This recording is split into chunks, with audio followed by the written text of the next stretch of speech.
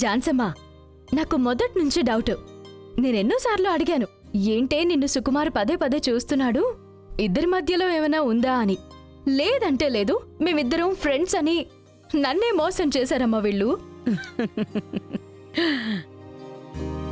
సర్లే, ఇప్పటికైనా ఒక కొలిక్కొచ్చింది. ఏంటి పెళ్ళెప్పుడు? ఏంటి ప్లాన్? అదే అమ్మా, గుళ్ళో చేసుకుందామని అంతే. గుడిలో సింపుల్గా పెళ్లి చేసుకుని మండపంలో గ్రాండ్గా చేసుకోవచ్చు కదా. మీ పేరెంట్స్ని రమ్మని చెప్పండి, మాట్లాడదాం. ఏ మీ ఇంట్లో వాళ్ళకి ఏమైనా ఇబ్బందా? లేదమ్మా, ఇద్దరికీ అయిన వాళ్ళు అంటూ ఎవరూ లేరు. అందుకనే మా అమ్మకి పెళ్లి జరిగినా అదే గుళ్ళో పెళ్లి చేసుకుందాం అనుకుంటున్నాం.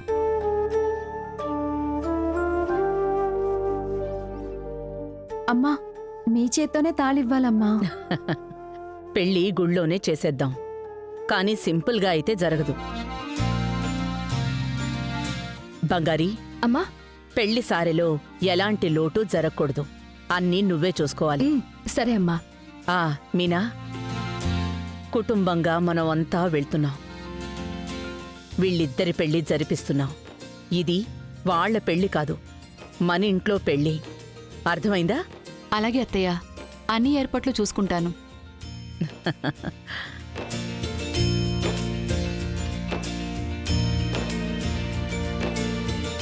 అమ్మా, మమ్మల్ని ఆశీర్వదించండి అమ్మా. చల్లగా ఉండండి, చల్లగా ఉండండి, సంతోషంగా ఉండండి. చాలా థ్యాంక్స్ అమ్మా. థ్యాంక్స్ అవి ఏం వద్దులే. నూరేళ్ళు మీరిద్దరూ అన్యోన్యంగా సంతోషంగా ఉంటే నాకు అదే చాలు.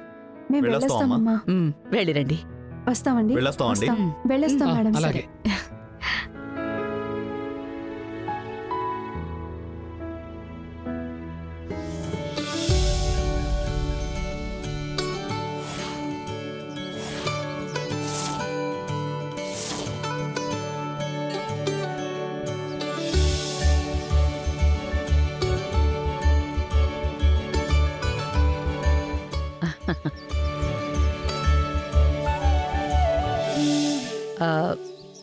బంగారి, జాన్సమ్మా, ఆ అబ్బాయికి ఆ అమ్మాయికి ఇవ్వడానికి సారెలు అన్నీ కరెక్ట్గానే ఉన్నాయా?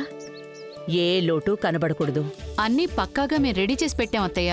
ఏంటి బంగారి, నువ్వు మీ అత్త కలిసే ఈ సారెలంతా రెడీ చేసినట్టున్నారే? అవును జాన్సమ్మా, అత్తయ్య నాకు ఒక ఐడియా చెప్పారు, అది నేను వెంటనే చేస్తాను. ఏంటా ఐడియా? అది సర్ప్రైజ్ ఝాన్సీ అమ్మా. పెళ్ళైపోయాక అబ్బాయి పెట్టిపోతల్లో తెలుస్తుంది. అందరూ కలిసి ఏదో పెద్దగానే ప్లాన్ చేసినట్టున్నారే? ఖచ్చితంగా అది మీకు నచ్చుతుంది జాన్సమ్మా.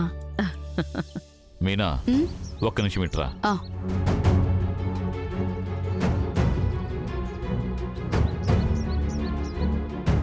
ఏంటి మీనా, ఏంటి అత్తయ్య పెట్టిపోతలనా ఉంటుందేంటి? ఏంటిదంతా? మీకు తెలీదా అన్నయ్య, మన కంపెనీలో పనిచేస్తున్నారే వాళ్ళిద్దరికి ఇవాళ అవును పెళ్ళి, అందుకే కదా మనం అందరం ఇక్కడికి వచ్చింది. ఆ మాత్రం విషయం నాకు కూడా తెలుసులే. అందుకని ఆస్తి మొత్తం ఇలా దాన ధర్మాలకి వాడేస్తారా? ఇలాగే చేసుకుంటూ పోతే తొందరలోనే మన కుటుంబం మొత్తం రోడ్డు మీదకి వచ్చేయాల్సి ఉంటుంది. అలా చెప్పకండి అన్నయ్య, నలుగురికి మంచి చేసినంత మాత్రాన మనమేం తగ్గిపోం కదా. దాన ధర్మాలే ఆపద నుంచి కాపాడతాయన్నయ్యా. దాన ధర్మాలు కాపాడవు మీనా, డబ్బు మాత్రమే కాపాడుతుంది. నాకు నువ్వు చెల్లిగా ఎలా పుట్టావమ్మా? నిన్ను పెట్టుకుని నేనేం చేయాలో కూడా అర్థం కావట్లే. పో పద. తెలీదు జాన్సమ్మా, నాకు ఇప్పుడే చెప్పారు. పోనీలే. ఝాన్సమ్మ, ఏంటి అక్కడ చూడండి, మగాళ్ళంతా ఎవరు అమ్మాయిల్ని పైకెత్తుకొని పోతున్నారు.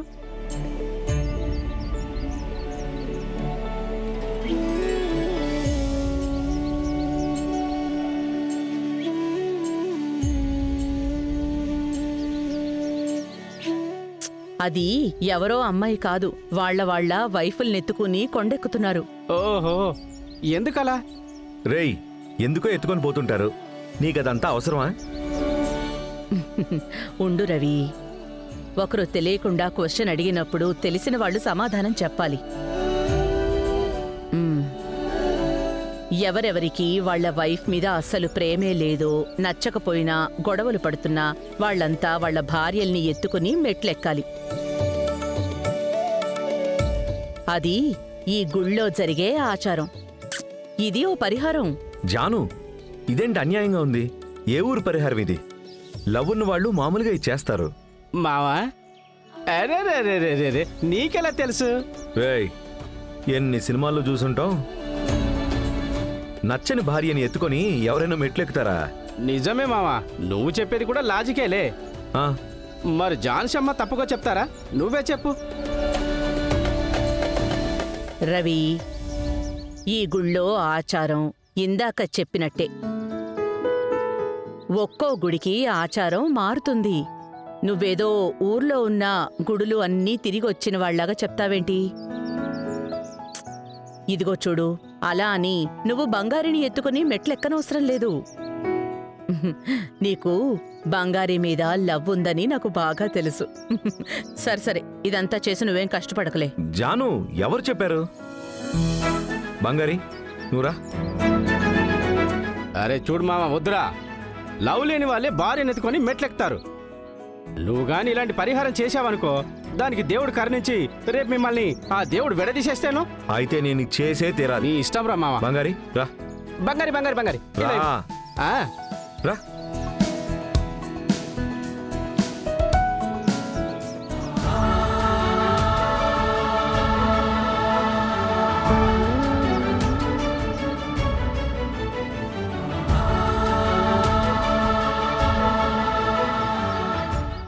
ఓయబ్బో, రండి. పద.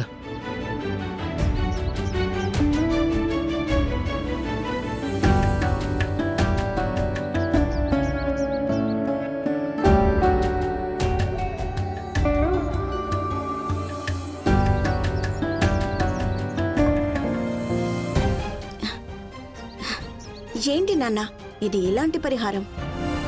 అత్తయ్యే ఏదో ప్లాన్ చేసినట్టున్నారు. మన టైం అలా ఉంది. ఇలాంటివన్నీ చూడాల్సి వస్తోంది. రమ్మన్నారు, ఊపుకుంటూ వచ్చాము. ఇవన్నీ అనుభవించక తప్పదు. పద వెళ్దాం.